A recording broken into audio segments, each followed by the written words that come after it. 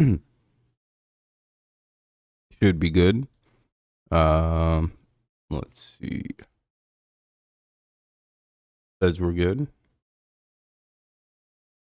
Hey, a notification. It's pretty cool. Let's see. Bum bum bum. NFL. Yay. All right. Ow. All righty. What's up, Jacob? Yeah, we won that game pretty good. I think that secures second place for the Tigers this year too.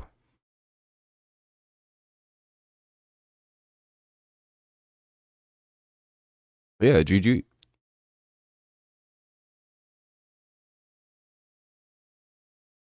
Looks like it's just you and me, Jacob. How you doing?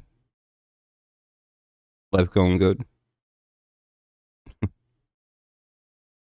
Oh, never mind. More people showed up. What's up, stud? Never mind, Jacob. We don't get to hang out. Other people here now. Sorry.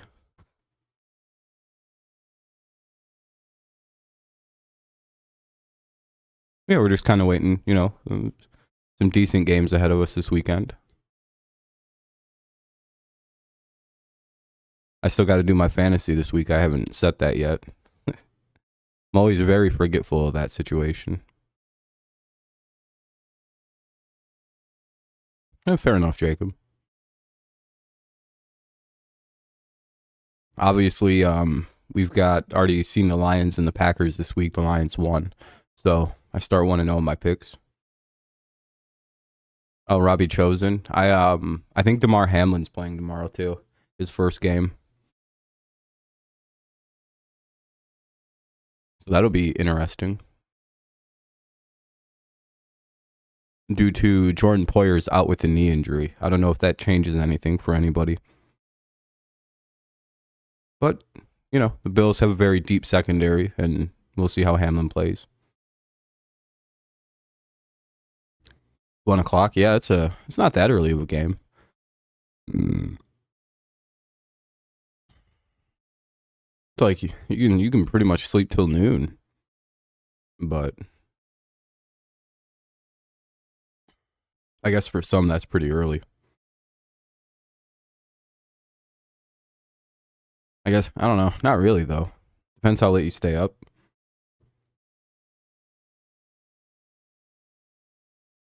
I don't know. As usual, we'll get started on the games in a little bit. No reason to jump right into everything right away though. As it stands, I still haven't changed any of my picks this year. I feel pretty good about where I've picked everything. But that Ravens Browns game will probably be my first one. What's up, Mike? The Denver and the Bears game? Why do you think that's going to be interesting? We know what that game's going to be. I mean, no one has to delude themselves, or you know what I mean? It's arguably two of the worst teams in the league fighting it off. Yeah, that's probably the worst matchup of the year. I can't imagine there's a worse one, unless the Bears and Panthers directly play each other. Fields might go off, maybe. I don't know. The Bears are the issue with the Bears, and why they're probably pretty easy to stop in the pass, or on offense. Like if you can't even stop the run, is because I don't think they can throw the ball. So you can kind of just sell out to stop the run against them and just completely shut it down. And even though Denver, you know, kind of sucks against the run, I think if you decide to sell out against it, you'll be pretty good. You know, minimal man coverage downfield. Again, it's the Bears. They don't really throw it well, so. Uh-oh. Looks like people aren't too interested.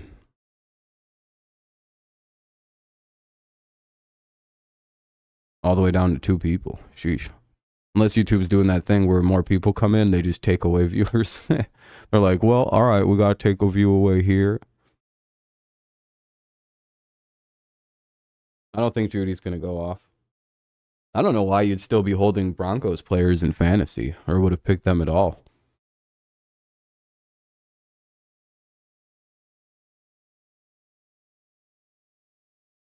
Yeah, maybe they'll dress more than 2 safeties.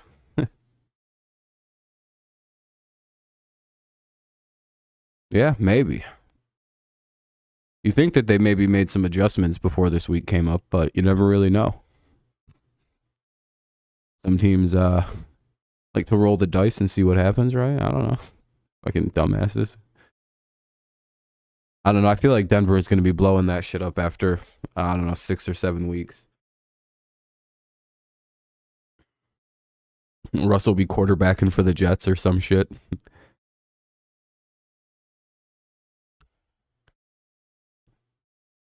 I don't know. It does feel like the Jets will be having a new quarterback pretty soon, probably after this week when they inevitably get the shit stomped out of them by Kansas City and the fans get even angrier. But it would be funny if the Jets beat KC. I'd be like, oh, this is good. This'll fuel some weeks of like, oh, is Wilson the guy actually? Best case scenario is the Chiefs wind up losing that game, but it's so unlikely. You know, especially if the Chiefs defense is anywhere as good as it's been the first, 3 weeks of the season.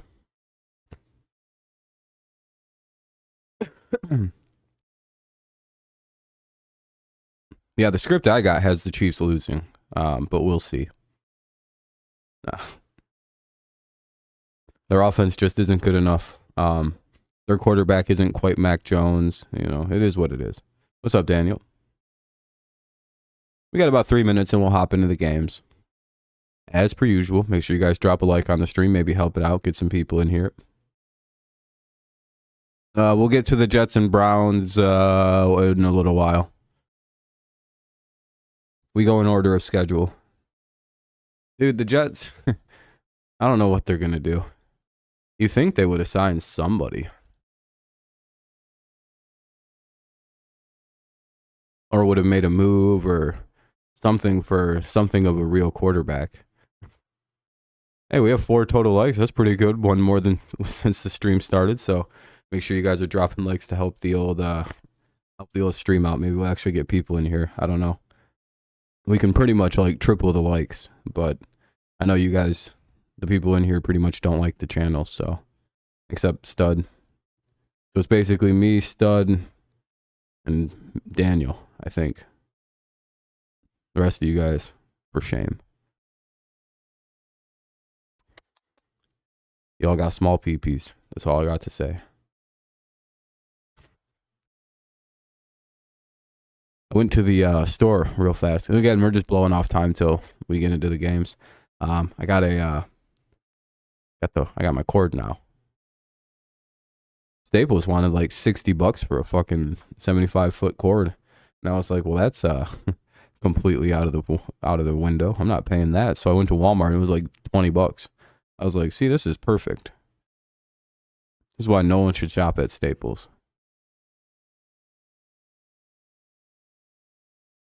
I don't know.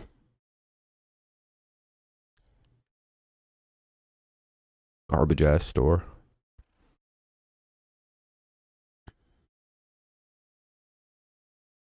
How do I want to answer this? I'll be civil. I walked there.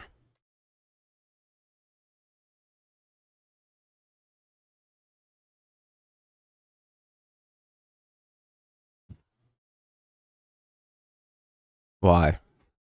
Why do you need to know that information?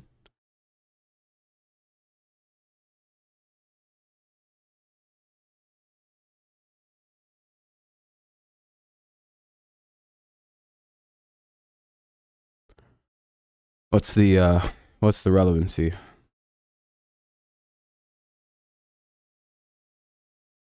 What's up, Jay? Oh, what's up, radio?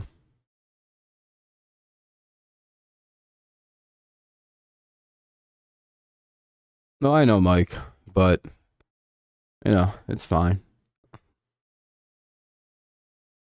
He's being cool, so we'll be cool back.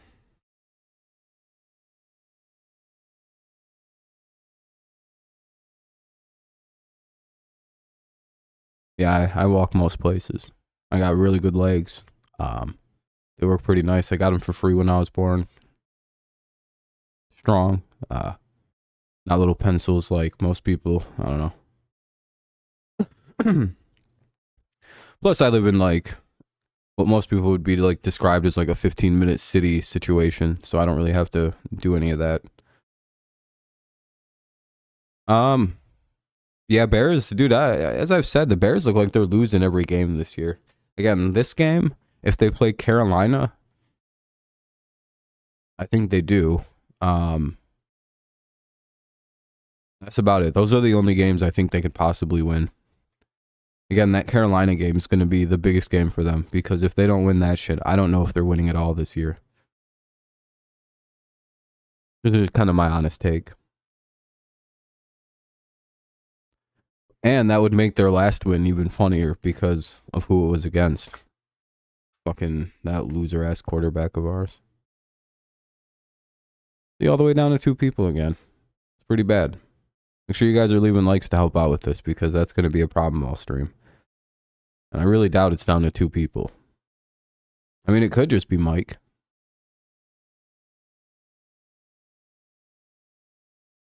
But we're not going to get started into these games until the stream picks up a little bit. If it does at all.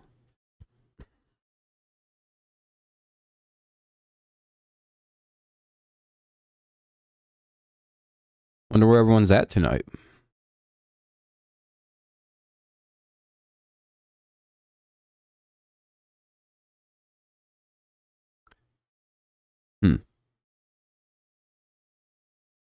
I don't think the Bears can beat the Panthers either. Panthers feel like they're like on the right track to being a decent football team. The Bears don't. Like, you can't really point to anything the Bears have and be like, well, that looks pretty promising. Like, at least the Panthers have, like, you know, good pieces on defense. They can make moments happen. Kinda. They seem to, you know, they've, yeah, they have decent special teams, you know, that's not bad.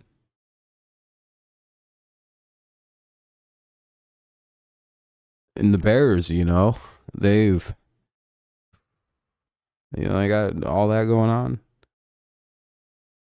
That's pretty bad. I can't think of anything good the Panthers or the Bears got. At least like the Vikings feel like they're just an inconvenient 0-3. Like just unlucky and maybe the team's just got to get blown up. Broncos, I don't know. But they'll probably win some games this year. I seriously doubt they're just going to completely collapse in on themselves and not win any. But the Bears, I could really easily see it. Panthers, easy.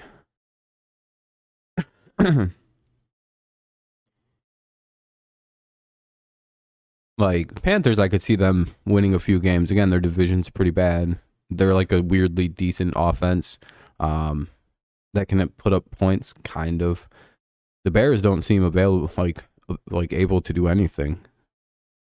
They don't really score. They can't play defense. They haven't really had a moment where it's like, oh shit, look at the Bears. I think Carolina's already played in some close games. When they almost beat Tampa.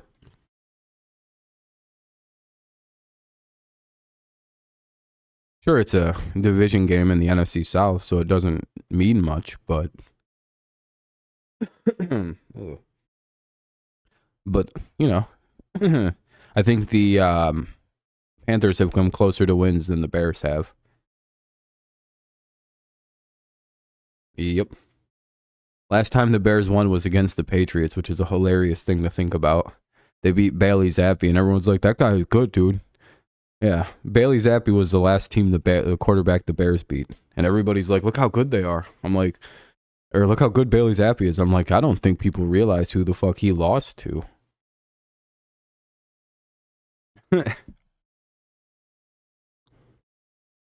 Like, I guess not, huh? Yeah, and that's who Bailey Zappi couldn't beat.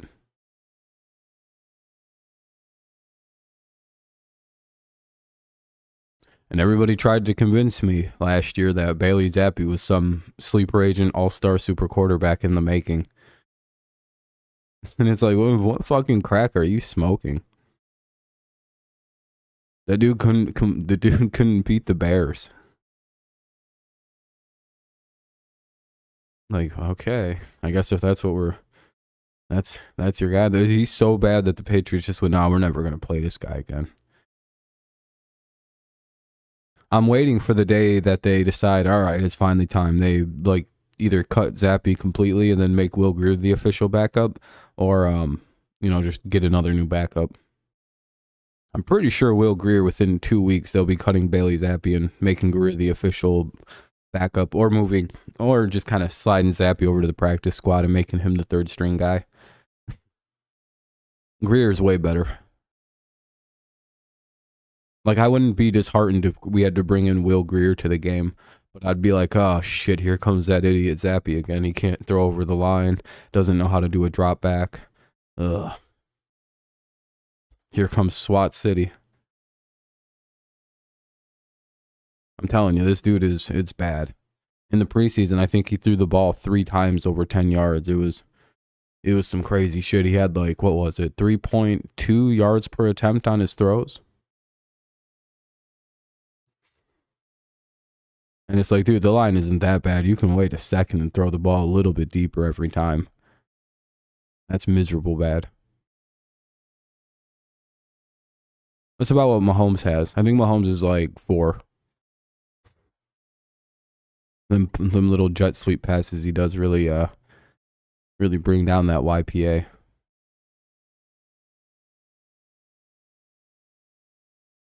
Yeah, I mean, yeah, that should have been the sign, Mike, but, people are weird about Bailey Zappi. They really thought he was about to be Brady 2.0. I was like, Jesus Christ, you guys. Brady fucking didn't do that, and he's 6'4". He could throw over the line. Maybe if Zappi would have came in and then beat the Bears, maybe there would have been something going there and won all the games. They were missing like that key component about like the Brady thing, is Brady was like winning the games he came into. I don't think they ended up beating the Jets, but I believe he won a bunch of the next games. So it's kind of like, yeah, I feel like everybody was missing the whole Brady element of like, winning the games. Well, I don't know, folks. We'll see if this stream ever gets going. We'll give it like 20 more minutes, but I don't know if anyone's coming by tonight. So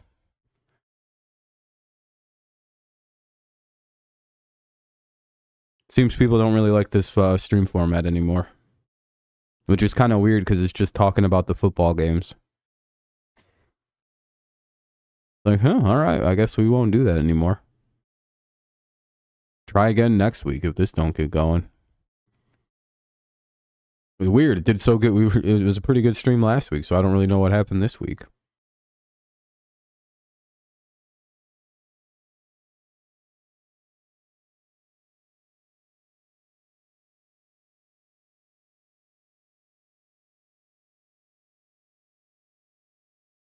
On Sunday,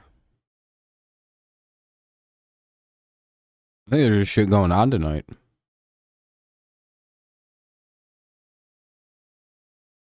Or the Cowboys. I mean, it is domestic violence related. Jerry Jones is probably making calls as we speak. He's like, oh shit, he just marked all the criteria. Nice, James. Early enough to shift to get out and watch football.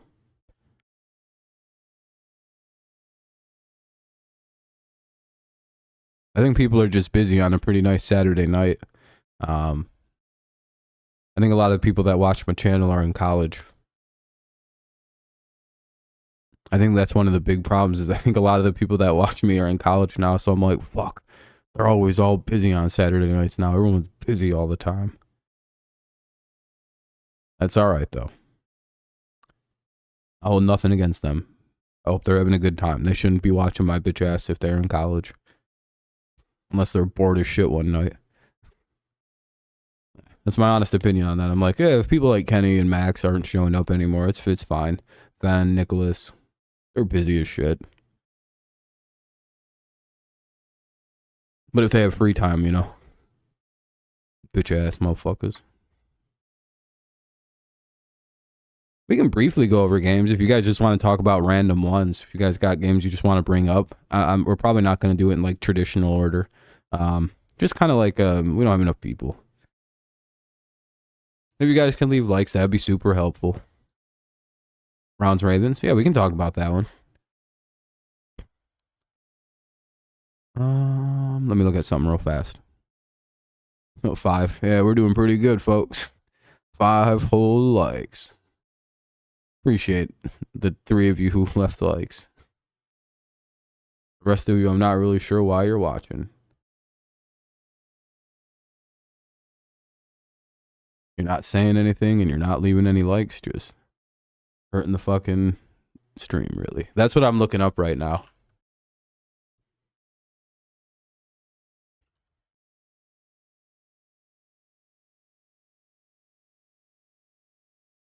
Not in injury.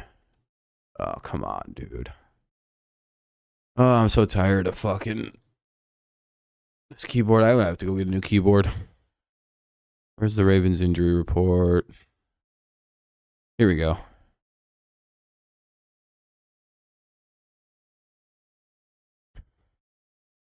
Got what I was looking for. So, all right, the Browns and the Ravens. Browns are 2.5-point favorites with an over/under of 39. So they're kind of predicting some sort of defensive struggle here. Then we've got they're both 2-1. This is in Cleveland. And then we have, of course, this hilarious injury report for the Cleveland Browns. Rashad Bateman and Beckham, I think they're both out. Did they go over who's out yet? Hold on, let me look.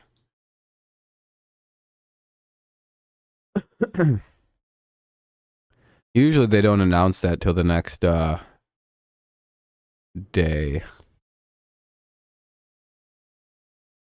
God damn it. Oh. But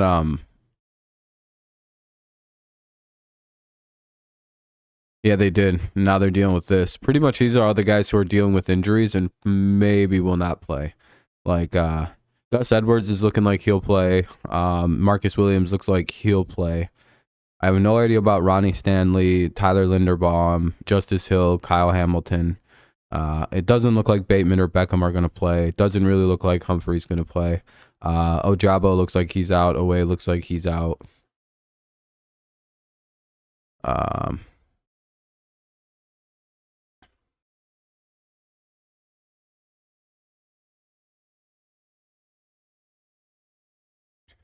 Let's see. Jimmy G's out this weekend.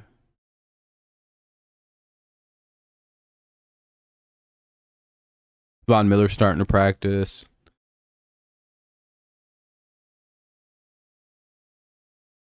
Chandler Jones got released. Browns 31, Ravens 13. I'm looking for the list of players out today. Here we go. List of players out includes Zay Jones, so the Ravens will be without. They have Zay Jones? No, that's a different team. Odell, Bateman, Humphrey, Ojabo, Owe.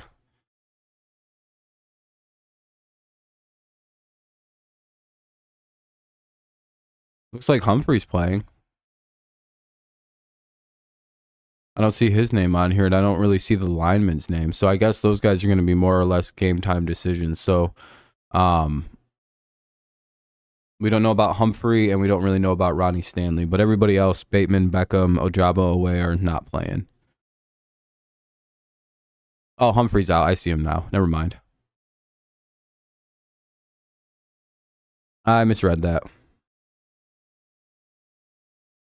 Yeah, Christian Kirk. Or so that's very unfortunate for the Ravens. Those similar issues were what like cooked them last week against the Colts. They just couldn't really get anything going on offense. Having Ronnie Stanley and Gus Edwards could be back, or Huge could be back, or back could be huge, rather. Sorry. But ultimately, I don't know if that's enough. I mean, who the fuck is... We're back to the Ravens of last year where they had nobody to work with again. And the Browns' defense right now is absolutely ridiculous.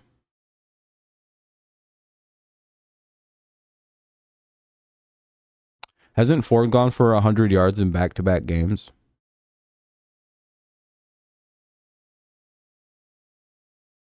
Just wondering. I'm not too sure. I don't really follow the Browns stats like that. Let me go look.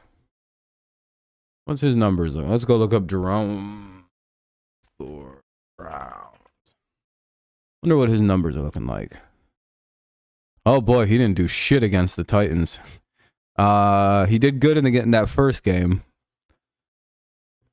but he didn't do anything. What did Kareem Hunt get all the carries? He only had 10 carries though. Let me see something. How'd he do? Oh, he only had 5. Would they just not run the ball? Well, they only ran it 15 times.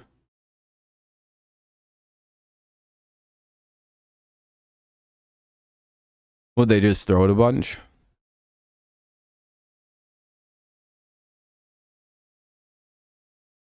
Because that's not a lot of rush attempts, even for a team that doesn't really run the ball. That just seems like no running. Though the Titans, I think, have a pretty good run defense, so maybe that's why. I'm not too sure. But they were able to run pretty good against the Steelers. Ford went over 100.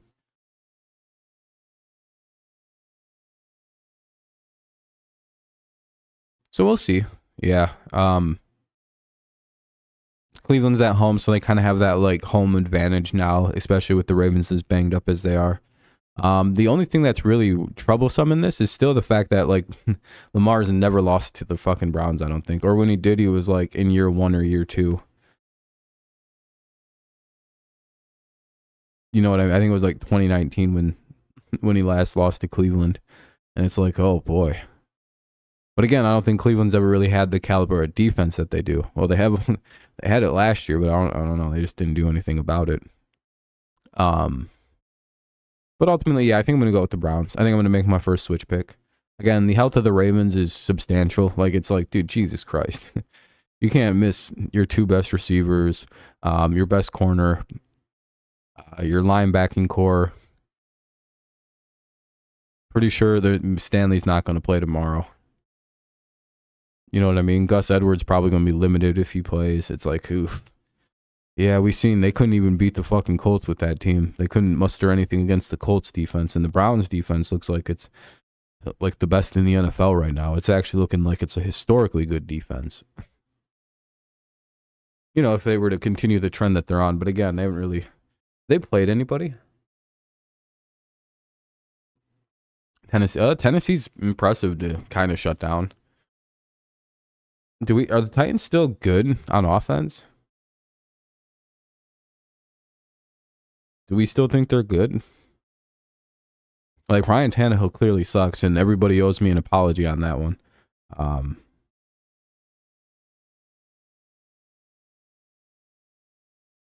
Yeah, remember, Mike, all the people I used to argue with about Ryan Tannehill?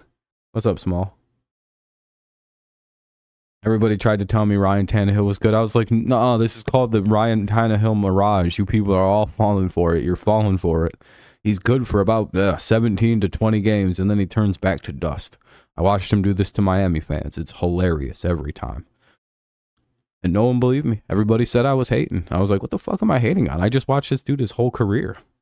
I know what he's doing to you guys. And then he did it, and now everyone's like, well, what happened to Ryan Tannehill? He's a fucking he's like a 20-game wizard. I don't know. Not that good.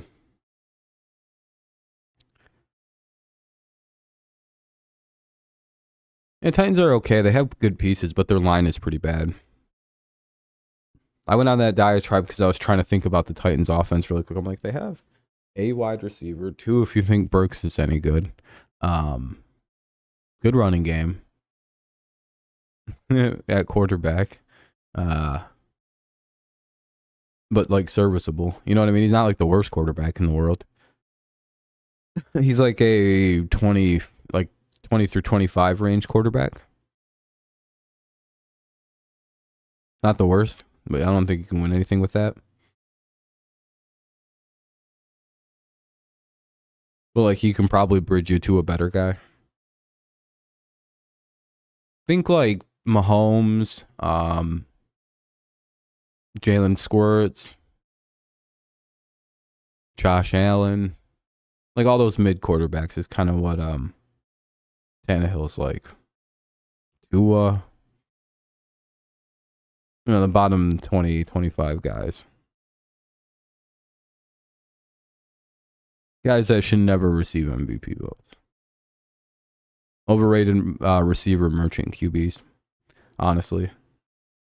None of them have ever had to go through the struggle like Mac Jones. Let's be real about this.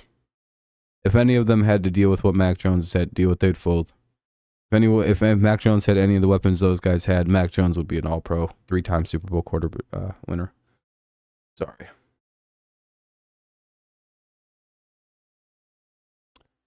Prove me wrong. Show me with one of those quarterbacks who did good without the weapons they currently have.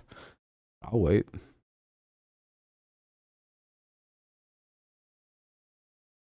Yeah, it's not going to be fun, Small Ghost. I don't know if we can win. You guys got a crazy defense. I got a goddamn bad feeling about Micah Parsons. You know, the only thing that helps us, I think Bill O'Brien was the coach there when Micah was going to college there. So, like, we might have some insight on how to deal with him. Or insight, rather. Insight. I couldn't decide which one works. But I'm pretty sure we have, like, a small window on how to fucking deal with this guy a little bit. Maybe. Because was Gesicki and Parsons on the same Penn State team? If so, we have multiple insights into this guy. Plus, like, Zeke, we've got Greer. I'm praying we have something to beat you guys. I don't know. Yeah, I think both sides of this. I think both of us are. I think both fan bases don't like where this game's heading. So yeah, I'm gonna go with the Browns in a pick switch, just to make it official. I make my switches official in the morning. Watson's expected to play, but if he doesn't play, I'm not picking the fucking. I'm gonna be Cleveland's winning then, or the right. But sounds like Deshaun's playing. We're lucky they don't got fucking Diggs. We just got to deal with Gilmore again. He always picks Mac off, and it's fucking bullshit. What do you guys got in the Disney game? Are you guys watching the big Disney game? You excited? Wake up super early just to watch fucking Disney Plus? Watch the Jags win a home game? You know what's crazy is like only 70% of people think the Jaguars are going to win, and it's like, ooh. The Falcons and Jaguars, the London game. Game sounds awful. Again, I think people are overrating the Falcons a little bit. Like anyway, everyone who's like big on them winning this one, it's like, it's on ESPN Plus and Disney Plus.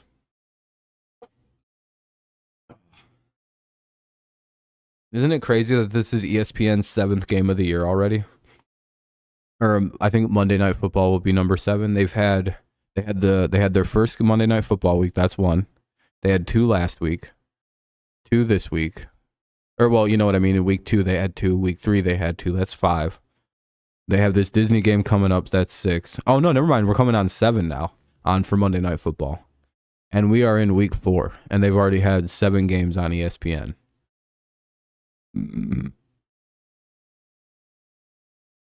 I think the Jaguars are favored to win the game by like, dude, the Falcons aren't very good. Like they're a super one-dimensional football team. Like the Falcons literally can't throw the football whatsoever, right? Like their passing game is completely non-existent. So if you're able to stop the run like at all, they can't do anything. Like go watch them versus Detroit. they're way better than they have been, and they're not like, I don't even think they're like the worst team anymore. I think they're actually going in the right direction, but right now they can do one thing on both sides of the ball. They're decent against the pass, which is evident by the way they were able to handle Detroit. Again, they're not very good against the run though, I don't think. They cannot stop the, like, overall they're actually decent on defense. Like I'd give them like a B plus on defense. Again, when you can handle the Lions, I think it's a pretty good thing. But again, then their offense is just literally, if you take away the run, they just can't do anything. They just boot little mercy field goals in there. It's sad to watch. Desmond Ridder isn't a quarterback. He's not a guy. Again, this is year 2 for him, so that's really harsh to judge a guy. So I'll wait a year, but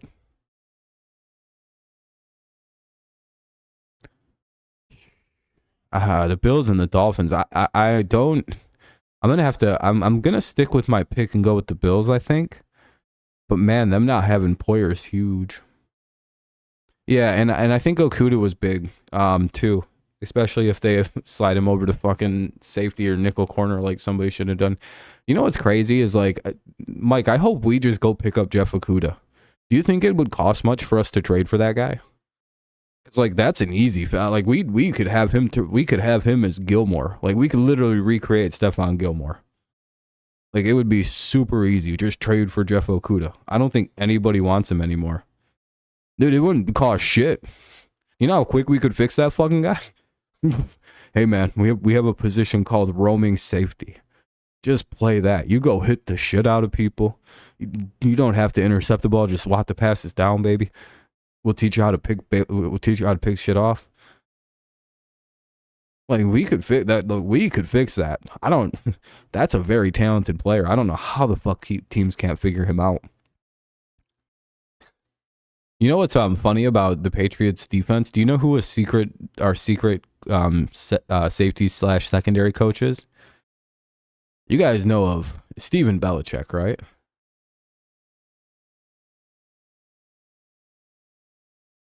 I forgot the name of the other Belichick son. Fuck, dude, I always forget his name because it's like, he's the one who looks a lot like Bill. What's his name? God damn it. He's our safeties coach, and he has been for like 5 years now. Brian Belichick. Yeah, the one that's, I think, named after Brian Billick. Or Brian Schottenheimer, one of the two. I think it's Brian Billick, right?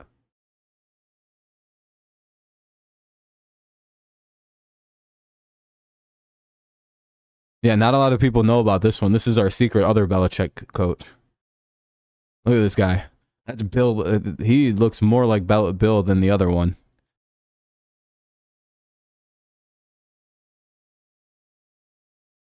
Yeah, not a lot of people know. We have another We have 2 Belichick coaches.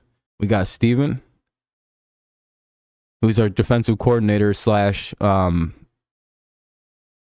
Oh no, he's our total secondaries coach. And our half defensive coordinator designs the plays, and he helps design plays and is a safety coach. Yeah, dude, it's Bill Belichick. He's literally Bill Belichick. He's like the spitting image of Bill, except a little bit more well put together because his mom is probably, pretty good looking. But yeah, all of Bill's sons look almost identical to him. It's really funny. Like that one, like this picture here. It's actually like, holy shit.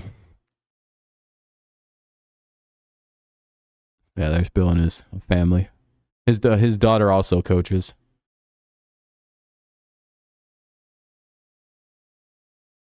They wear the hardest fucking Patriot shirts ever too. God damn it, dude. Why? Like, I hate when coaches do that, or like people on teams do that. They wear like shit that no one else can buy because they had it custom made. And they're the only ones that have access to those images. It's like, that's fucking lame. That red shirt goes hard as shit. I'd buy that right now in blue.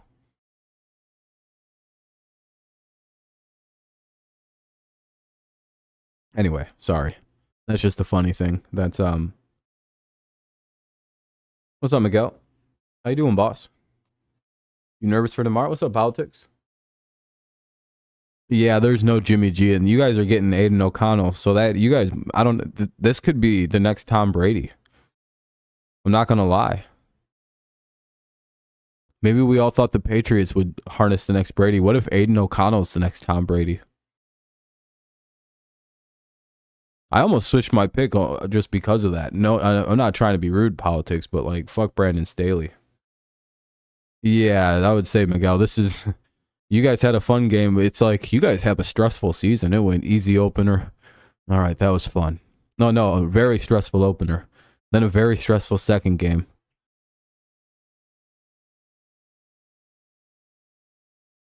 Then you guys had a really fun game the other. You guys got a really fun game last week, but have fun with your another stressful game. What a rigid start to the year for the Dolphins. I'm just messing around politics. Not a shoe person, but the Patriots Air Forces that Bourne got are fire. Yeah, there's some Patriots got some good merch coming around. Have you noticed though that the team only is like wearing and releasing imagery like with the old throwback logo? Like hold on.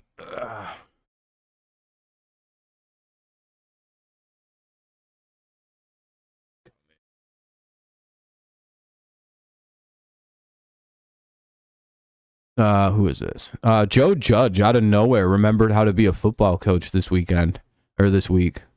One of the things though is so the Patriots kind of like adopted a like all the things we have been putting out as a team have this as our logo again. I'm wondering if in 2 years we're switching because we can switch our logo. And then on the back of the shirt, it's kind of cool because it says "No one is coming to help. No one is coming. It's up to us." Kind of a cool little mantra. And I'm like, wow, Joe Judge remembering how to coach really randomly. Yeah, like shirts like that. I think like it's fucking cool. I want that shirt because it's a good mantra, especially if they start winning. But I like that the Patriots are using their old logo a lot. I don't mind the Elvis, but I'd rather the Elvis be kind of pushed away and made the retro logo, especially since the flying Elvis mic. I feel like it should only be associated with the Brady era. I don't know if that makes sense. I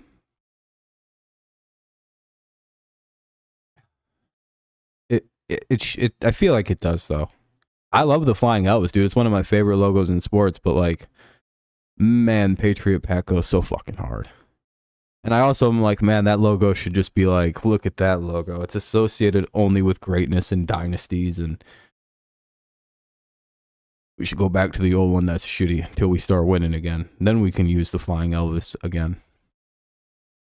What the hell is wrong with my camera? It looks like it's super out of focus. It is super blurry. There we go.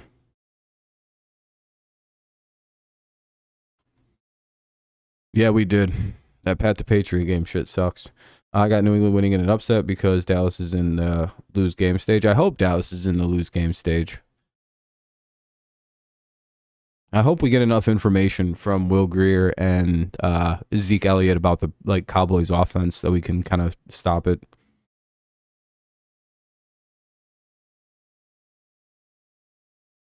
If Dallas loses to both the Cardinals and Patriots, then turns around and beats the Cowboys, they'd be the most confusing team to figure out. I'd be like, well, I have no idea what the Cowboys are. They could be good. They could be bad. You know what I mean? Yeah, well, the Cowboys are the most bipolar team in the NFL this year. Okay. That'd be a wild stretch of games. It'd be like dominate the first two, then the third one you'd lose really embarrassingly. Then you lose another game you were favored to win by like 7 points in. Wonder if that's been betted down at all. It was at 7 for a long time. 6.5. Jesus. No one believes in the Patriots, man. That's a high fucking favorite for the Cowboys.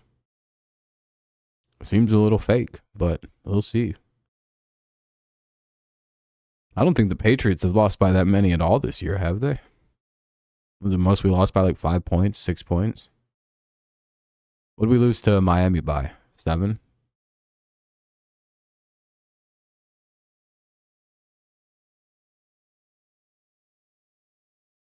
I don't think it was that many. I think it was 5. Lost to Philly, what, 25-20? Beat the Jets 15-10. Yeah, I don't think we've lost a game by 7 points. I don't know why the fuck all of a sudden Dallas with that shitty offense is going to come through and blow us the fuck out. I don't get that. That's a weird line. I get they don't think we're going to score, but we could score on defense. That team turns it over a lot. Well, no offense to Cowboys fans, but like, you know, we're going to pick you guys off tomorrow. That's just a fucking given. Dak ain't ready for Gonzo. Because the thing is, they're going to try him, and it's going to be a very funny result. Because Dak's going to throw up one of them lollipop throws trying to fucking loft it up over Gonzo. I don't think he realizes Gonzo is like 6'3" and has a giant vertical leap. That shit he did to Tyreek Hill was... Oh, that might have been one of my favorite plays of the year already. I don't know if anyone's seen it, but Tyreek Hill had beat the Patriots defense, or seemingly beat the Patriots defense, and Tua threw him a shitty pass, and that shit was just up in the air, and all of a sudden you just see this fucking giant body Gonzo. He just comes running in like the Terminator, jumps up and just takes it right from Tyreek Hill. And I was like, that's great. Look what we got. We got it. That was glorious to watch.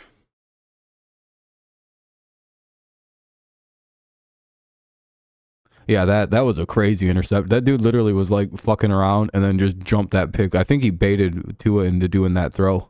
And then he just closed that gap like the Terminator, dude. He was like up in the air, grabbed the ball, and I was like, fuck yeah. I also have Washington beating the Eagles solely because I think they have the Eagles figured out like they did last year, being one of the few teams that is the game in Washington. No, it's not. The Eagles I may have the Washington win that second game in Washington rather than the first one in Philly.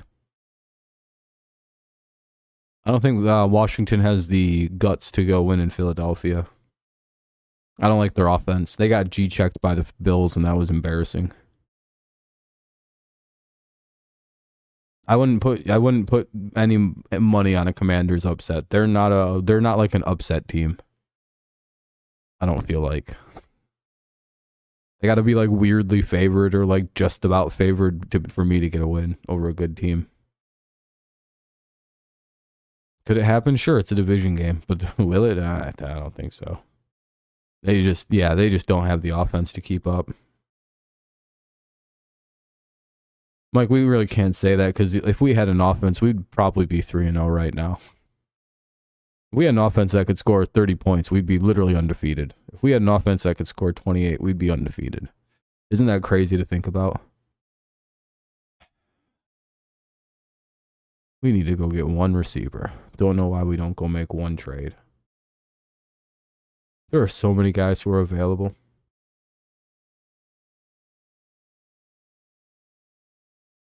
Literally 28 points. We never would have lost the game. Wouldn't even been close in every game. It would have been like 25-28 over the Eagles. I don't remember what did Miami score against us? Like 20, 21? Was that? Did they only get 21 against us? 20? What was the final in the Miami game? Like 22 to fucking 14 or some stupid dog shit score? 24-17 Miami Pats. Yeah, so we would have won that game with 28-24. So we would have won both our games 28-24, 28-25, and then we would have won 15-10. Motherfucker, dude, our defense is so good. We're beating everybody with the shitty team. Like, if your team can't produce points, we're gonna fucking destroy you on offense. Like, we held the Eagles and the fucking Miami to, 24, 25 points a pop.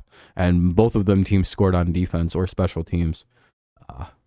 Or they were set up very short because of their defense because we made some doo-doo plays. Don't worry, though. We'll get it together. We're looking good. Trent Brown's the highest rated offensive lineman in the NFL right now. He was like a breath of fresh air against the Jets. They couldn't get by him at all. He's a fucking brick wall. Sucks that Strange is out though. He's really good. You guys will notice the difference without him playing.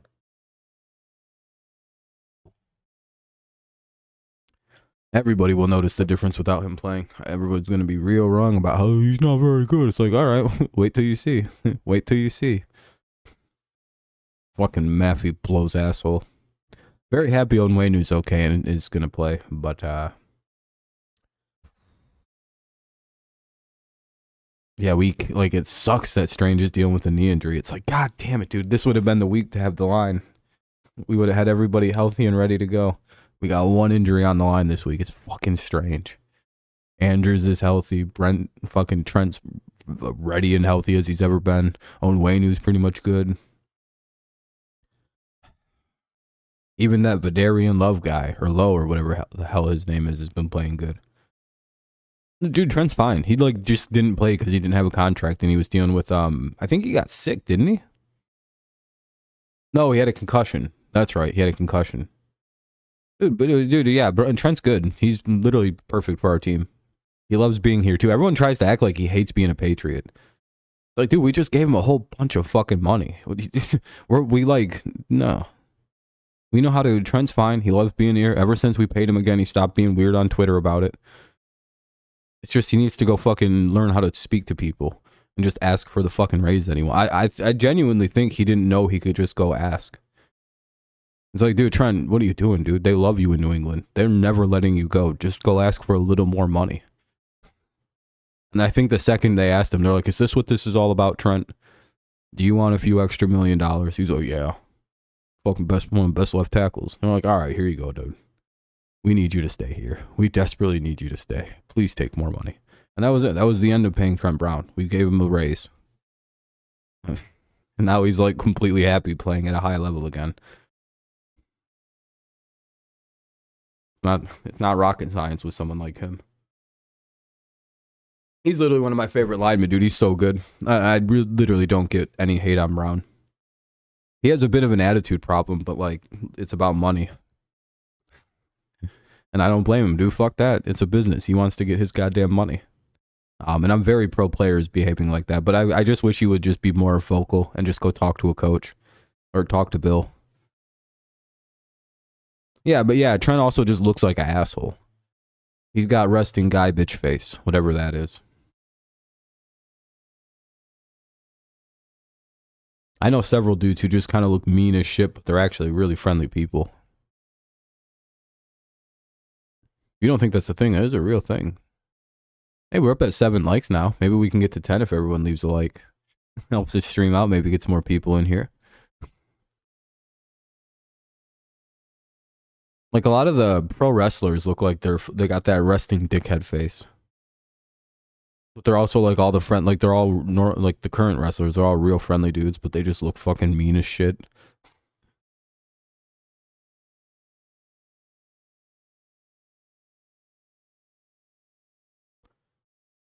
So, I don't know. One of the Cowboys I think Zach Martin's not playing.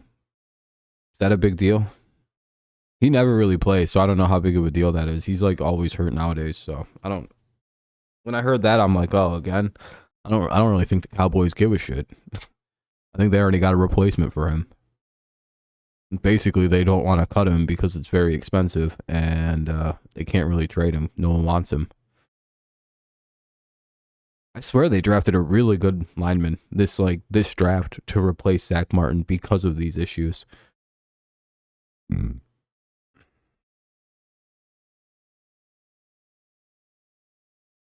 Lamb, Cook, Gallup. Yeah, they're good. They have a good receiving situation. Yeah. Cowboys line was so good, and then they had some issues. Tyler Smith. Yeah, I think that's who they drafted. And he's been good in his replacement. But yeah, Zach's literally one of the best linemen in the NFL when he's healthy and able to play. But it's like, oh boy, he's on his way out. That or he's just lost the passion. Cowboys are pretty good with line. So the Cowboys never really have a bad offensive line for long, if they have one. Not much anymore. But again, he's on his last legs. He'll probably retire in the next year or so. The saddest story for the Cowboys line was Travis Frederick, I think his name was.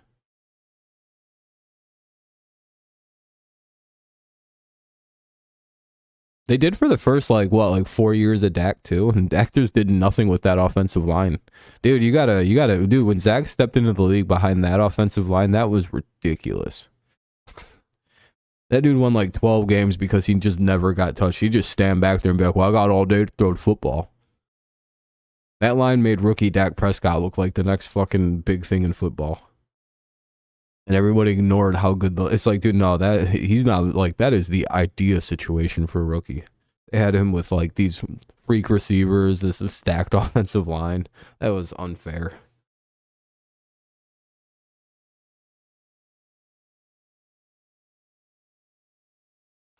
I feel like when people evaluate Dak's rookie year, they often forget how good the team was around him. But again, that's a testament to how you want to have a rookie. If you have to start a rookie quarterback, ideally you want him in that situation. You know, one of the best lines in the NFL, good set of weapons around him, a great defense. Like, you don't want to start a rookie on fucking the Panthers.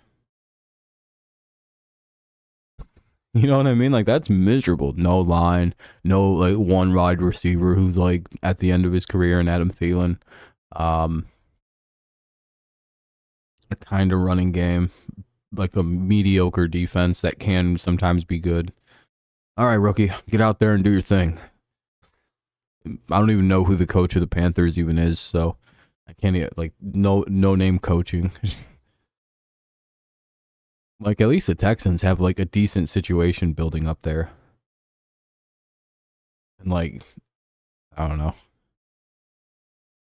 Seems like the Texans are following the Lions' blueprint on how to rebuild a football team. Fuck it, burn it all down and just rebuild. Just do some draft and just pray we hit on all of our draft picks.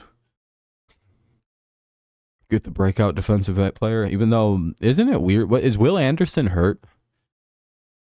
I really hope he just doesn't suck, because I really thought he was going to be like a superstar in the league. I was like, damn, it's going to be fun to watch fucking Willie Anderson and Hutch like duel it out for like, you know, that like title of best young pass rusher in the NFL. And I'm like, damn, I think Anderson sucks. I haven't heard his name once. And the fucking Texans are actually good at defense, so I'm not really sure what's going on there.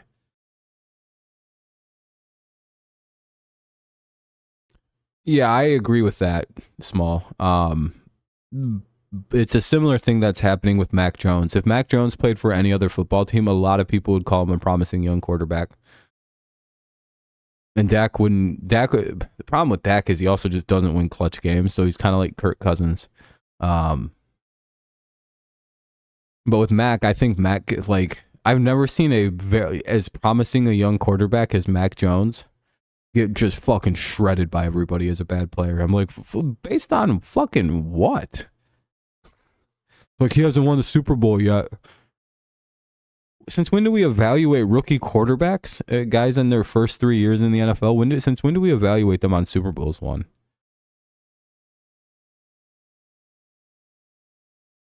Only if they play for the Patriots or the Cowboys. It's like, oh yeah, okay, I got you.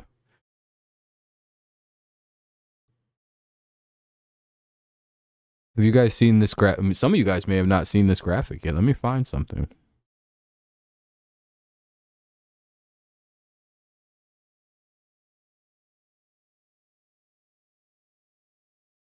Let me find something. Ah.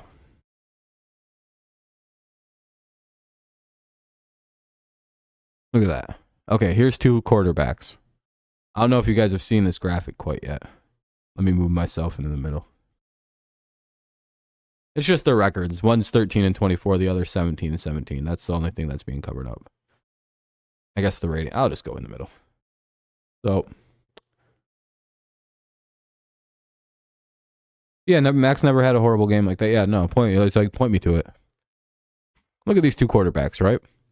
Which guy would you take? Just look at the numbers. The quarterback B has about 1,000 more passing yards than quarterback A.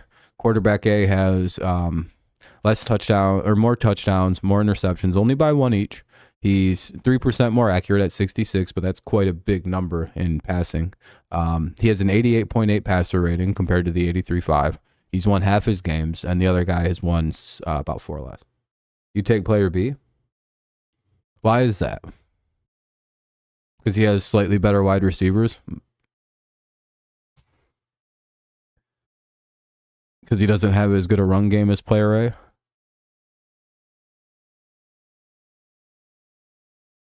It's hard to infer. It's the 100 extra yards or 1,000 extra yards. Fair enough. They're in the same point in their careers, by the way.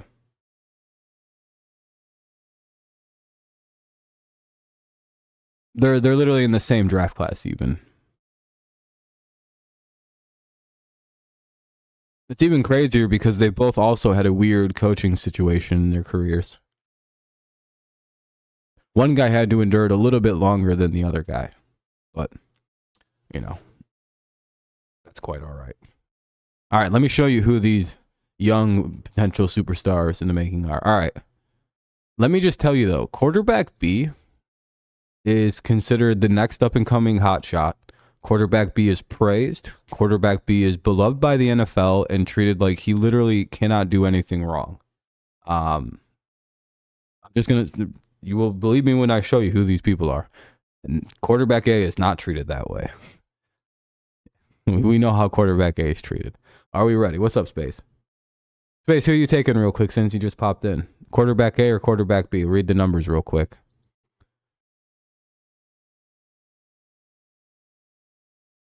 Only thing that quarterback B has is yards, which is, you know, if that's a big deal, it's a big deal. Okay. Fair enough. Okay. All right, we ready? Remember, and quarterback B is beloved by everybody. He's considered the next big thing. Quarterback A is a bust. Quarterback B is hot shit. These are quarterback A and quarterback B.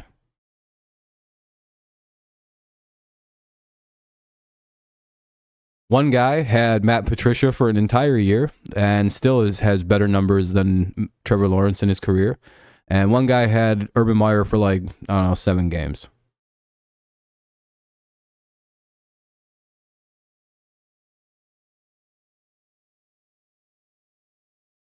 One guy is called a bust in Mac Jones. The other guy is considered the greatest quarterback of a generation. What is this? Why is Mac Jones treated so poorly? I'm telling you, if Mac Jones was literally on any other team than the Patriots, he would be treated like Trevor Lawrence right now. Prove me wrong. Yeah, they call Trevor Lawrence generational type talent. Mac Jones is a fucking bust. If Mac Jones played on any other team, again, any other team, he would be considered what Trevor Lawrence is. But because Mac Jones plays for the Patriots, he's considered a bust. If Trevor Lawrence played for the Patriots, he'd be considered a bust.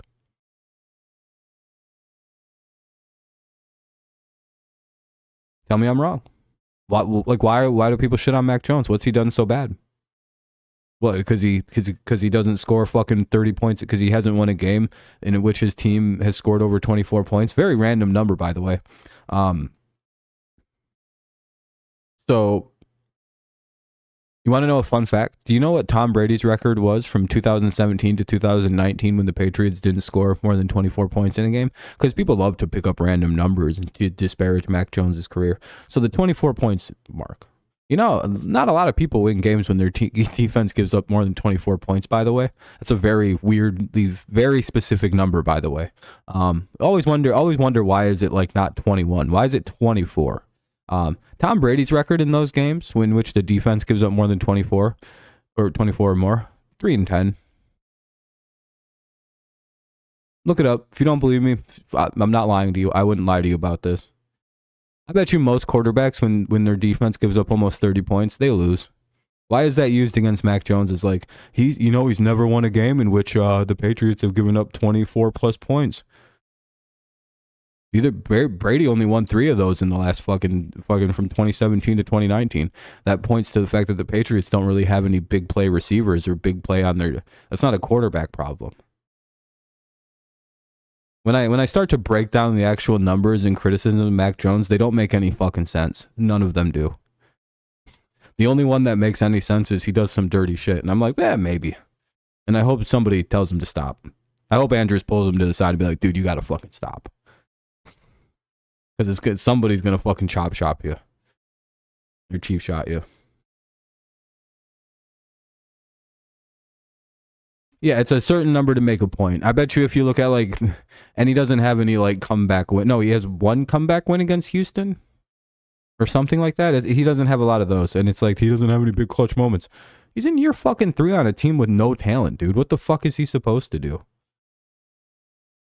Like, wow. Oh my god, dude. And the fact that he's actually like statistically a top like 7 quarterback in the NFL right now, top 10 in almost every statistic. I think every stat he's top 10. Literally every stat. And you know what that means he's doing right now? He's actually raising the play of people around him. Because how many quarterbacks would be first in completions, first in attempts, top 10 in touchdowns, yards, everything, with Kendrick Bourne as their wide receiver 1? Or Hunter Henry as their wide receiver 1? Or sometimes Devontae Parker when he's good to go?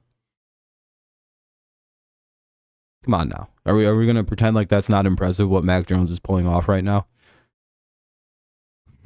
How many quarterbacks are top 10 with that? We can just pretend that he's not good, though. I'm completely fine with that. I like that. I mean, like, if you give Mac Jones, Calvin Ridley, Zay Jones, fucking all the receivers that Trevor has at his disposal, I think we destroy people.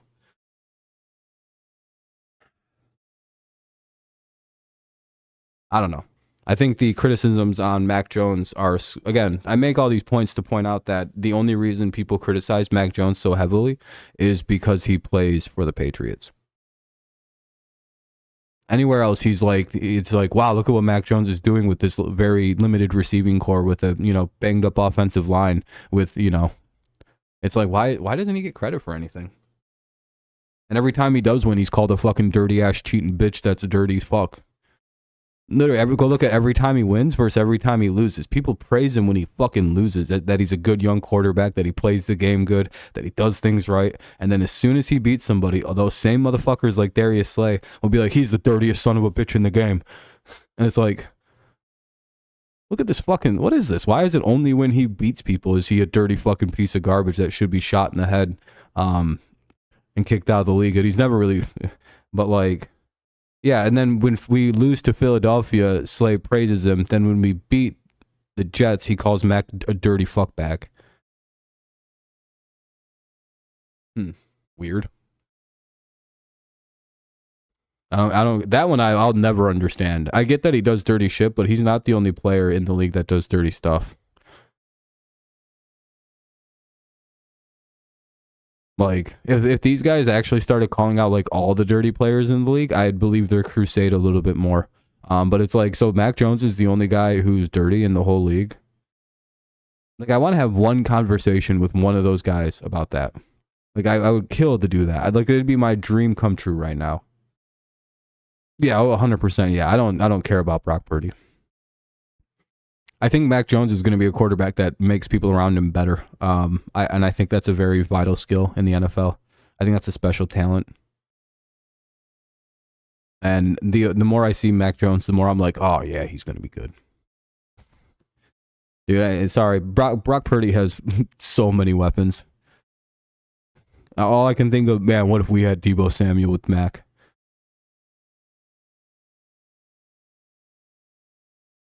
I think CJ Mosley didn't get fined. I didn't look that up.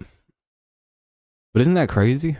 That Mac Jones and Trevor Lawrence, Mac Jones is statistically a better quarterback than Trevor Lawrence at this point in their careers. That's crazy, isn't it? Nobody's seen that coming. I bet you zero. I bet literally that was trending on Twitter the other day. I think it was like, everyone was like, what? But everyone said he sucked. And Patriots fans were like, it's never been Mac. After that Jets game last year, he threw a pick 6 against the Jets last year, and they called that shit back, and a whole different Mac Jones came back out on the field.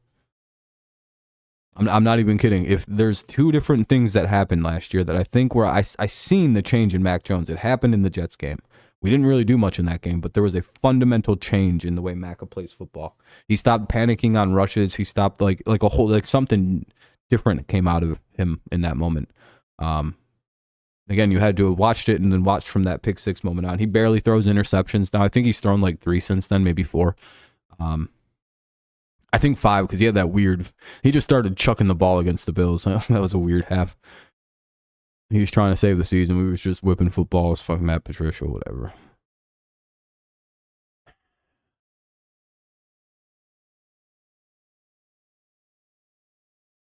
Any other games we want? I'm gonna get out of the middle of the screen now. Should be a fun day tomorrow. A lot of fun games to go over, or at least to watch.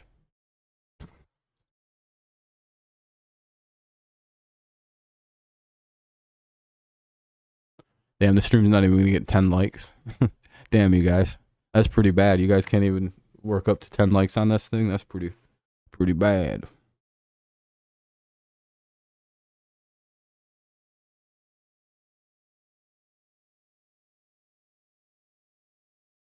Bengals Titans? Not really. In terms of good games that'll be this week, it seems like Dolphins Bills will be good. Then all 3 of those games in a row suck ass. Or well, no, Browns Ravens will be good. Yeah, dude, there's some bad games this week. There's again Dolphins Bills, Ravens Browns. Rams Colts could be low key actually a decent football game. I think that's the game you're feeling like that might be exciting. I don't know why I think that. It's like it could be like a weirdly good defensive game. If you're into defensive football, Burrow won last week against the Browns or whoever the fuck they played. I think it was the Browns. Or no, the Ravens or somebody, right? The Bengals beat somebody last week. They like etched out a win. I don't know, Raiders or no? Steelers? No. It was a bad game though. That game stunk. Rams, they beat the Rams. That's right. Patriots Cowboys could actually be a decent game. I don't know what the Seahawks Giants are going to be like. That could be really bad. There aren't a lot of good ones. If the Giants play good, they could at least make it exciting.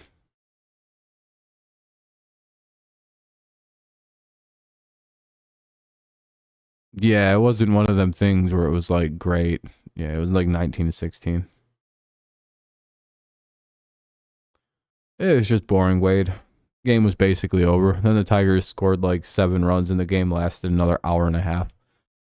Dude, there's no way I was going to finish. My back was killing me. It was a pretty slow, dead stream. That's all. But what's up though, Wade? How you doing?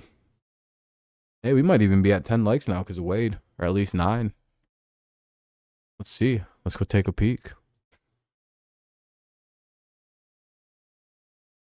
Oh, 9. We're almost to 10.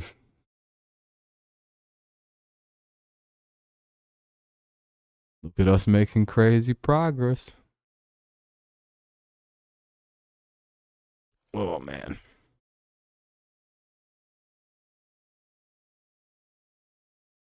No, I think people are just busy tonight. I'm guessing there's good college football on and wrestling pay-per-views are on and a whole bunch of other stuff. There's probably a good UFC card.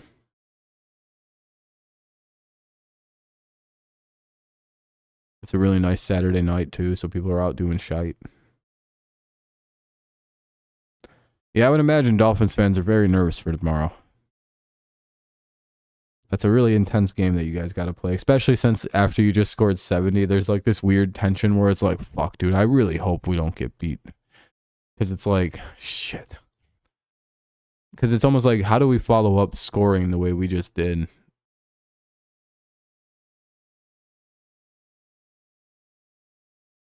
Oh, wait, I thought you were Stud. Never mind, wait.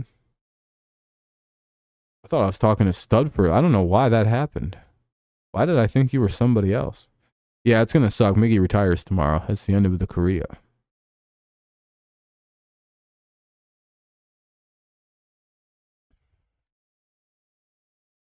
Stud's like, I guess our pictures are kind of similar from a distance.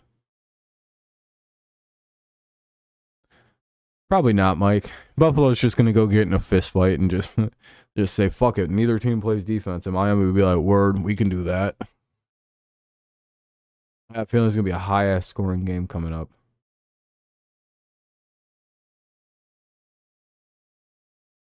I think they're going to try and be like the Chargers and get in a fist fight. Kenny's college football team lost. Shit. Damn, dude. Are they the NMU Broncos?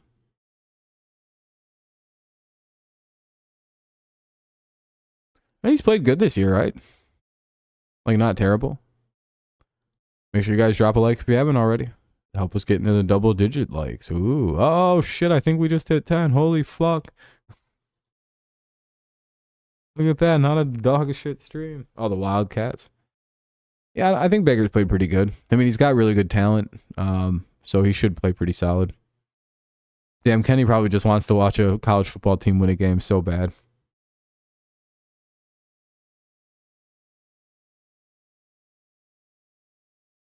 Even if we know how to... we play our brand of defense. Yeah.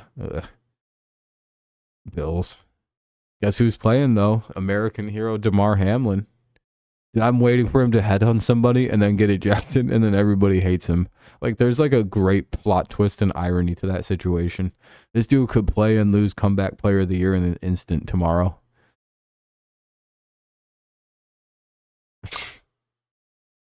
You got to remember, before he had the tragic accident on the field, he was like a fucking headhunter. I didn't think his career was gonna last that long because of that. I watched him headhunt. What, did he get ejected in the Patriots game after he headhunted somebody twice? I think he's the guy who gave Duggar a concussion. No, who the hell did he give a concussion to? Parker? Yeah, I believe it was Devontae Parker. Right when our offense was finally starting to get into a rhythm last year with him, and then fucking dipshit McGillicuddy started headhunting and took Parker out. I remember that's exactly how that went down, right, Mike? Because I remember us not liking Damar Hamlin, like, at all. Like, that stream was not very pleasant to him. And then he died almost, and we're like, oh, fuck. That's the headhunting guy. Georgia barely beat Auburn. Whew.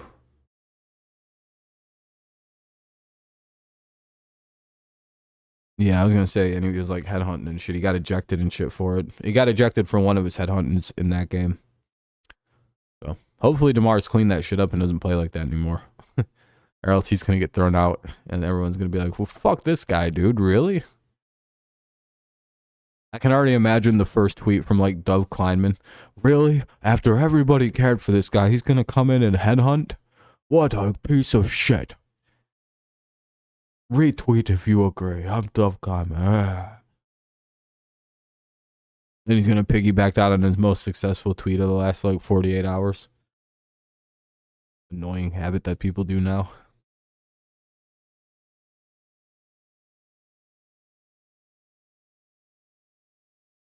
Ian Rappaport's just going to tweet out assault. It's going to be real tense if he hit. I'm telling you, it's going to be a real weird scene if he fucking starts headhunting tomorrow. And you know, I kind of hope he does. Just because I want to see Mac Jones or somebody else win comeback player of the year. Not that guy. Fuck that guy. He's a dirty headhunter. He doesn't deserve it. I don't care that he died on the field. Did he live? Oh, okay. He's perfectly fine. He can play pro football still? Okay. I genuinely don't care anymore.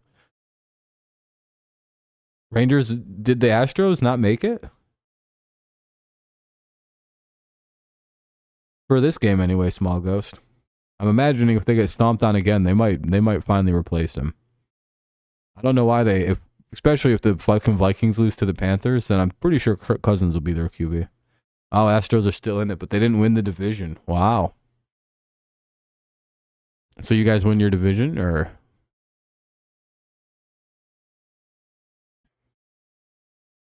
Not yet. Oh, it's going down to 162. Ooh. It's always a intensity. But you guys are in. Who cares? It's like, hey, we're in. Hell or high water. We got in.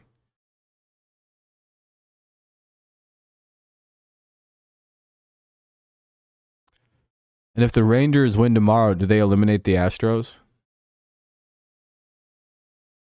I know the Astros are in serious trouble right now. Like, they could miss the playoffs. Like, they could just, like, if they lose, I think tomorrow, I think they're fucked.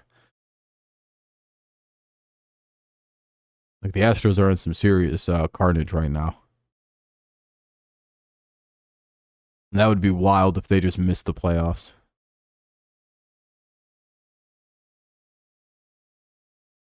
They've dealt with some injuries all year, though. I don't think they had Altuve for a while.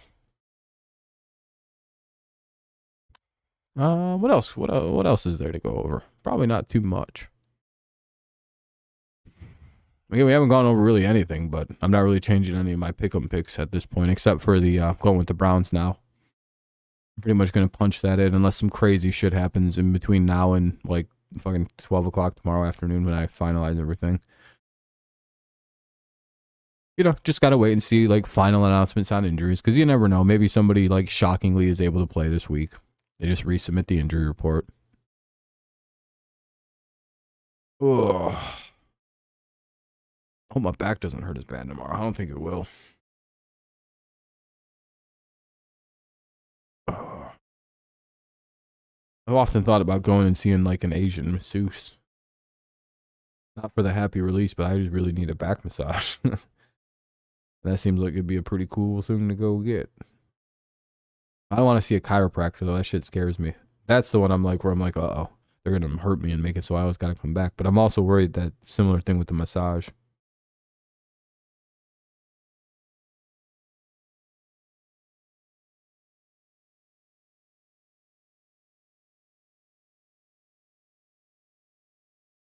If Astros win tonight, Mariners are eliminated. What if Mariners win tonight?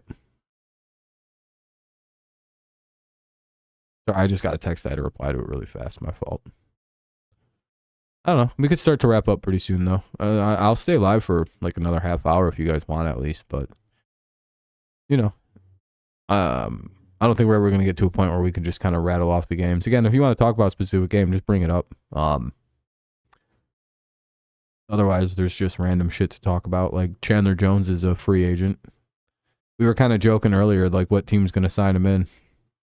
Like, my guess is the Cowboys.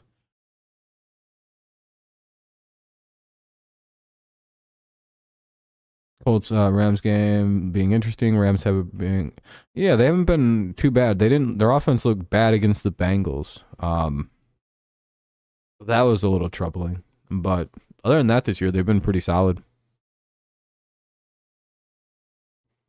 They're a lot better than I thought they'd be anyway. Their defense seems real good.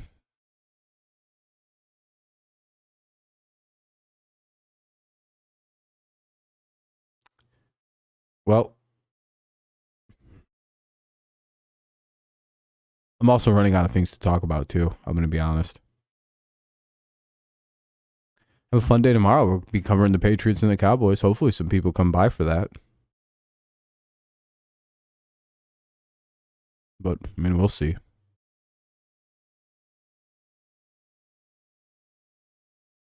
Yeah, there's a lot of that shit, dude. It seems like all the things we didn't do at receiver have paid off. Even yeah, we'll be live covering it. Yep. I'm hoping some people come by. I'm hoping more of the Patriots people that watch the channel come by. We gained quite a few new Patriots watchers. I hope they come by tomorrow. We'll see though. I'm tired of my channel being overrun with fucking Dolphins fans and Packers fans and shit. Filthy fucking. You guys know a dolphin. You guys shouldn't have named your team after dolphins. They're like rape monsters. Should have went with like the beluga whales. Everybody likes the dolphins everyone thinks about are actually probably beluga whales, and dolphins are creepy rape fish.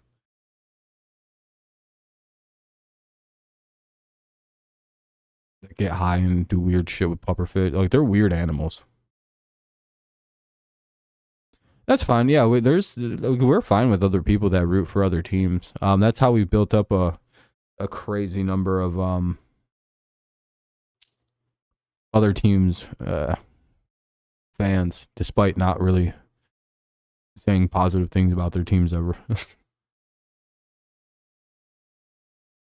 Let's see. We don't have any Falcons fans that watch. We used to have a Jags fan that watched, but he I don't know. I don't know if he's banned still. He had to go for a while. What's up, James? We got Bills, Dolphins.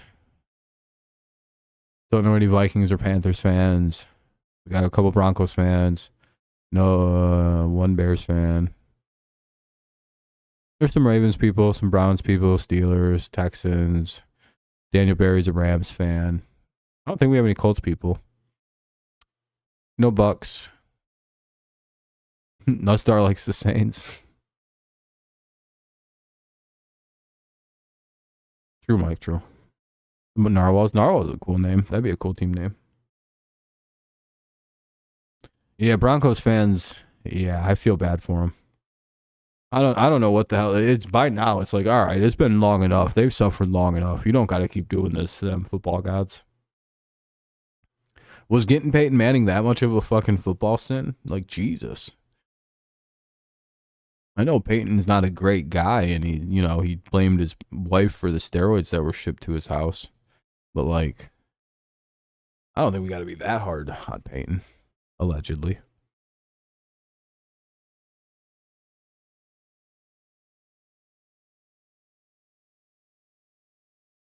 Oh, look up Peyton Manning, HGH, steroids, or Peyton Manning. Hold on, let me show you something. Not a lot of people know this about old sheriff. Peyton Manning, HGH shipped to house.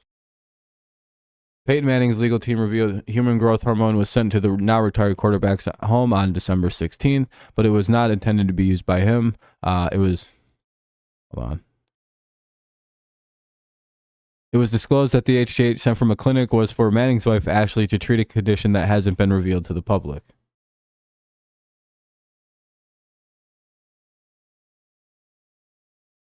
This was in 2015, right after he was playing for the Broncos and was dealing with all those injuries.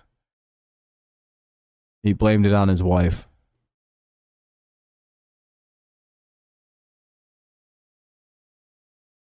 See, and he retired after 2015, and then they started finding steroids and shit in his house associated with him. Again, it's weird, isn't it? It's all alleged. Sure. Isn't it weird that the guy who calls the Patriots a bunch of cheaters might have cheated and never really gets called out or questioned about it? No one talks about it. Dude, most NFL fans don't know that piece of information exists. Like, most of them don't.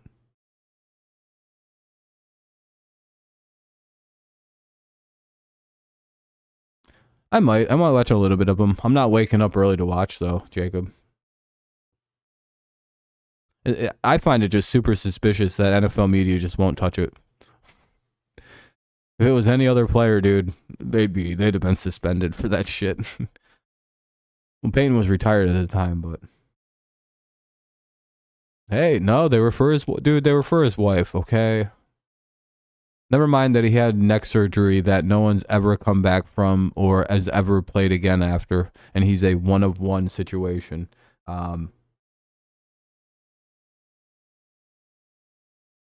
But hey, Nah, they should taint his fucking legacy, though.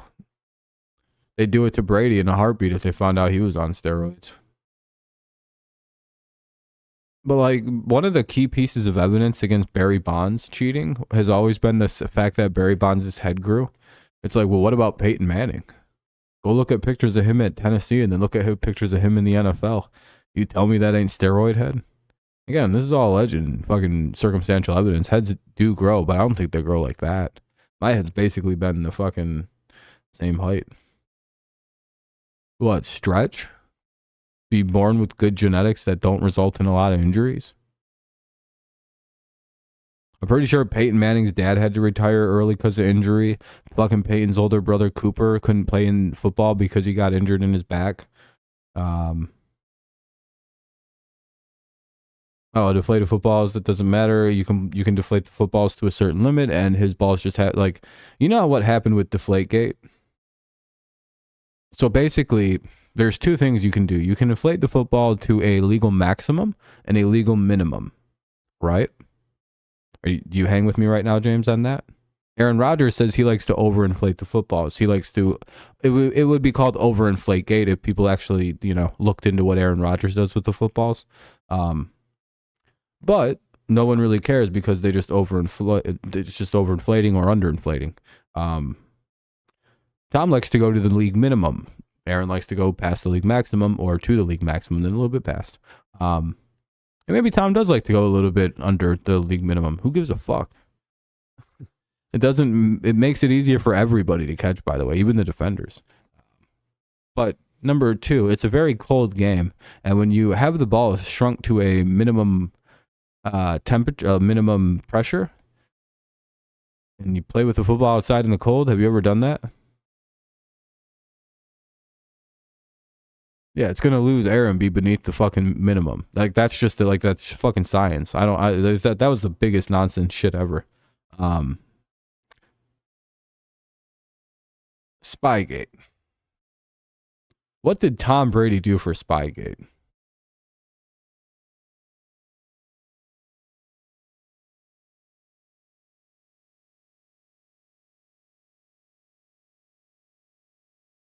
What did a 4-year in the NFL player have to do with Spygate? Like I'll deal with the Bengals thing in a situation. He doesn't even understand it. You can literally go watch that episode of fucking Do Your Job on Patriots.com. James, we got in trouble. That one was like as obvious as like there's something. Let me tell you, the Bengals situation might be the biggest misunderstanding in the history of situation. Yeah. Let me explain to you that situation.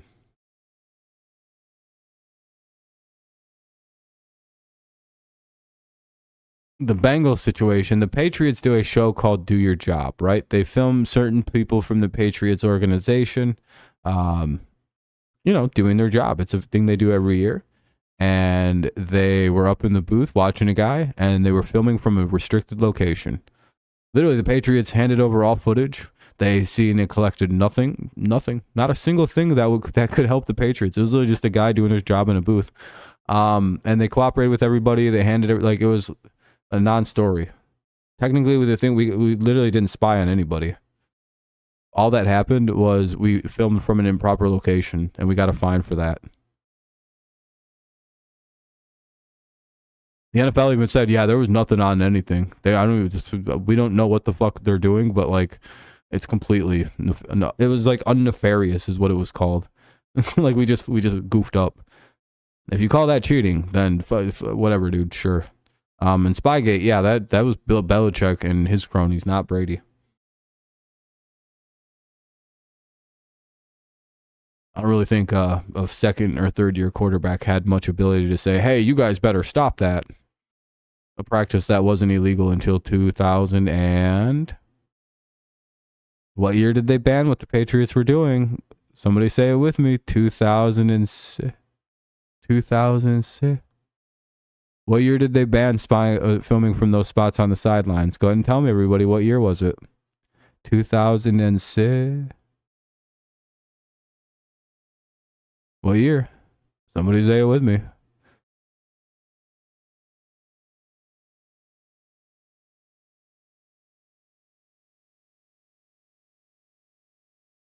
(2006) is when they officially banned people from filming from those locations.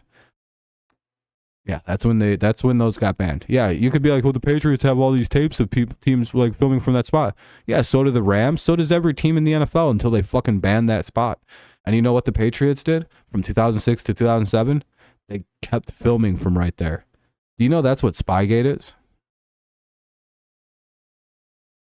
One game in 2007 against the Jets, and in 2006, kind of, in some games, is the alleged cheating.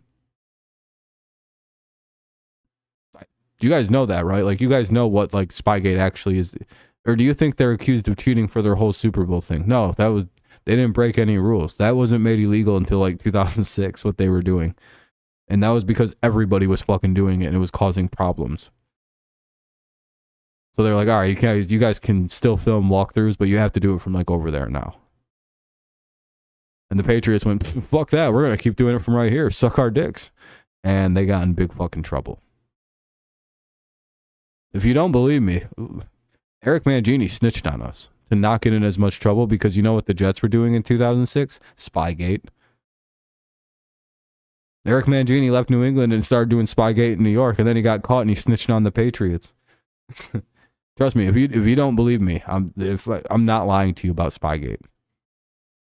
Like it's either 2004 or 2006. It was made completely illegal to film from where they were.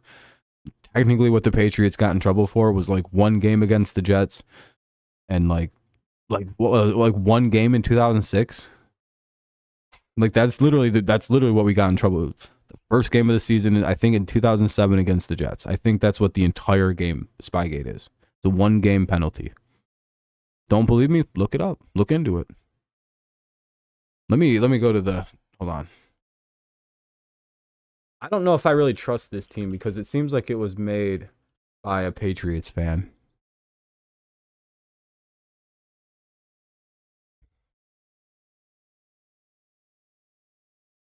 All right, where's Spygate? The Patriots were disciplined for videotaping their September 9th, 2007 regular season road victory against the Jets from the wrong location. That was literally it. As punishment for filming the game from the wrong location, NFL commissioner and former Jets PR intern Roger Goodell fined Patriots head coach $500,000. Yeah.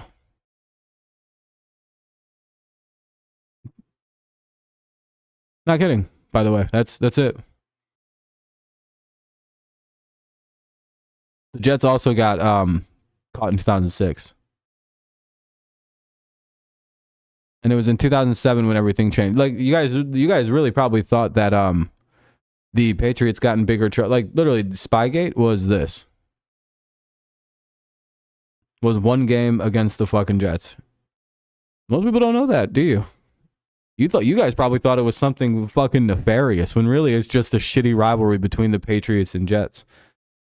You guys have been duped into thinking the Patriots were these monster cheaters when really we just fucked with the Jets. And then we broke the rules against the Jets because we told on them for cheating against us. So it looks like they did return the favor. And, you know, former Jets intern Roger Goodell, fucked us good. Isn't that kind of interesting to find out what Spygate actually is? Mind blowing, huh? Have a good night, Small. It was nice hanging out, man. See you tomorrow. I think that's I think these are things that kind of blow people's mind about NFL media when they realize what it was. Oh yeah, I can go to them. Let's see. I wonder what the here we go. New England Patriots are ranked 14th in cheaters. We're the Browns. Steelers are ranked number 4. Or the Browns. Browns are technically a new team, so they're going to be at the bottom. But I don't think they really have a big cheating. The Steelers are Impedegate. They got in trouble for steroids. Obviously, they're a fucking factory. Salary cap issues. A lot of 1970s stuff. Players cramping, faking injuries, and injury problems. They go over every situation the Steelers teams go over. Browns, technically they've only been going on since like the 90s. Browns have been hit with tampering, PEDs. They cheat a lot for like how like new they are.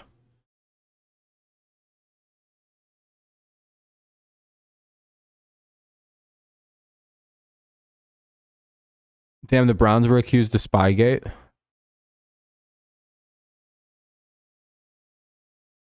Oh, no, every team is accused of Spygate on this thing because, again, until 2007, it wasn't banned. Or the ban on it wasn't enforced. Every team was doing Spygate, by the way. If you don't believe me, look more into Spygate. You'll be blown away about how it's like the biggest nothing burger, possibly next to Deflategate ever. And I always push back on it because I don't think people know enough about Spygate or Deflategate, and they just blindly parrot that the Patriots are cheaters. And it's like, are they? Did they do anything different than anybody else? Like, they didn't even cheat in the year they won a Super Bowl, technically. Like I love when the Rams say they knew our fucking walkthrough. It's like, yeah, you guys knew ours too. Shut the fuck up. But you know what you never hear the Patriots do? Bitch and complain like that. Like, yeah, technically they knew ours too. They did. We sat there and filmed. Like the film guy for the Patriots should be like, I sat there and filmed with the fucking Rams guy. I don't know why these teams are up on their high horse about this. I filmed with the Eagles guy. I filmed with the Panthers guy. It's literally, it wasn't against the rules. I don't fucking get. I never understand why those teams get away with doing that, and the Patriots don't. We're dirty cheaters for doing the same thing everybody else was doing. Something that wasn't against the rules.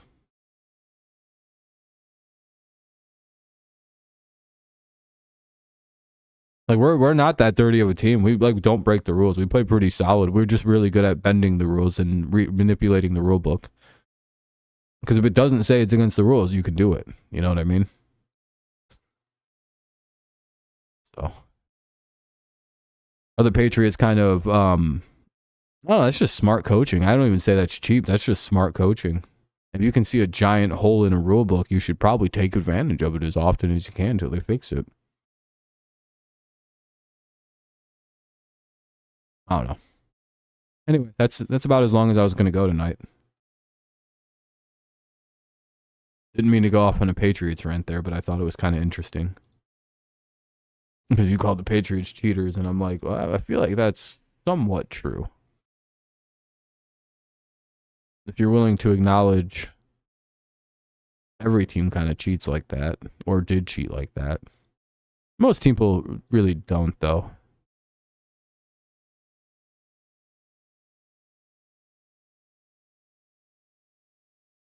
Yeah, I heard Perna ask that, and I was like, there's a very specific reason why they wanted people to do that. Yeah, he doesn't know why they made that rule. Yeah, the New England Patriots, where we were fucking... because one team figured out how to launch very small dudes up into the air.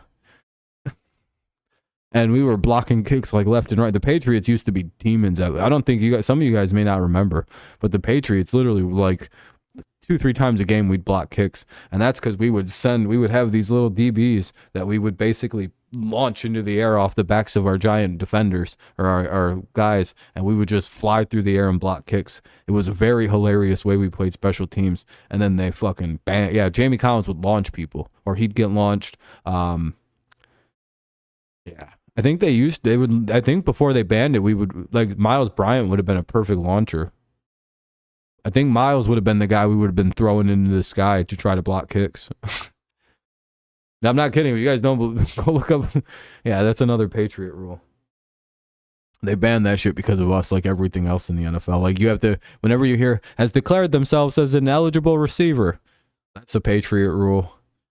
The injury to, you can't just keep taking penalties to run out the clock. That's a Patriot rule. Damn, how many rules exist? You can't touch receivers after 5 yards. That's a Patriot rule. What else is there? What else do we fuck up? I think that's it. I think that's all the big ones that we've contributed.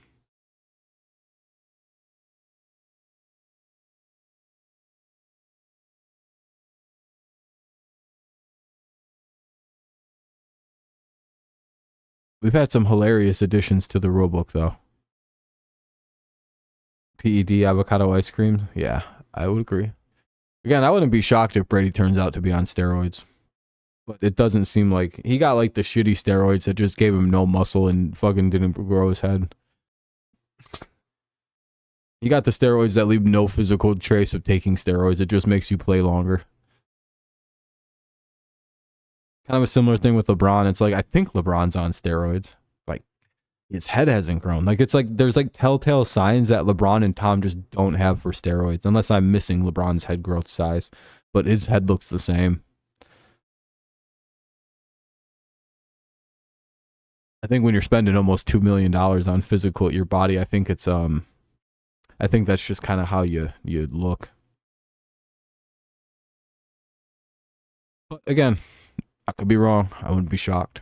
Especially LeBron. I don't know how the fuck he's playing basketball like that at like fucking 36.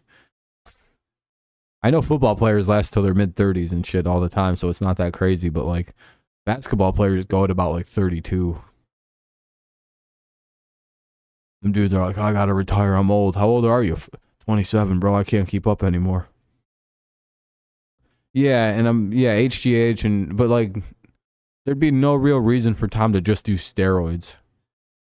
Like, I think pro athletes do HGH, not just like anabolic steroids. I don't know. Like, Tom's a tiny framed individual. If he was doing anabolic steroids, he would have got huge. Like, if you know what I mean? Like, if he was just doing straight up roids, wouldn't he have gotten fucking gigantic? He's a pliability guy. He like did hippie stretching. T therapy is a little different. If you're doing T therapy and you're just going to like what your levels are supposed to be, that's not really cheating. That's just, you know, being at the right level. I'd suggest anybody well, no, I would never suggest anybody get on that shit. Sucks if your body doesn't produce testosterone like me. You see this crazy beard?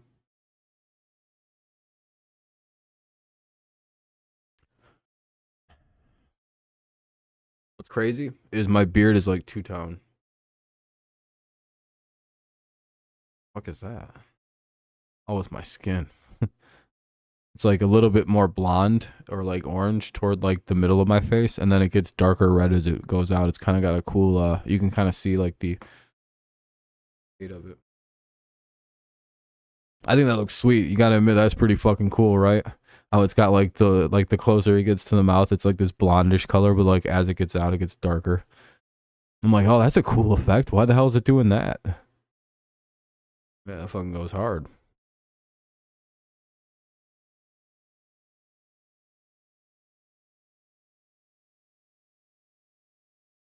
Yo. The hell, it looks like there's something in my beard. Hope there isn't.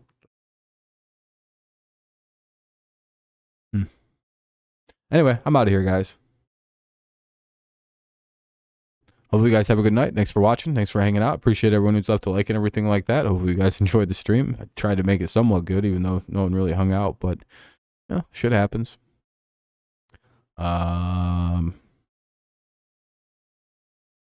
See you guys tomorrow. Should be a good time. Good luck to your teams tomorrow. Don't forget to set your fantasies and all that. And I'll see you guys tomorrow. Go Lions, go Tigers, and of course, it's always go Patriots. Big game. We'll see how it goes. All right.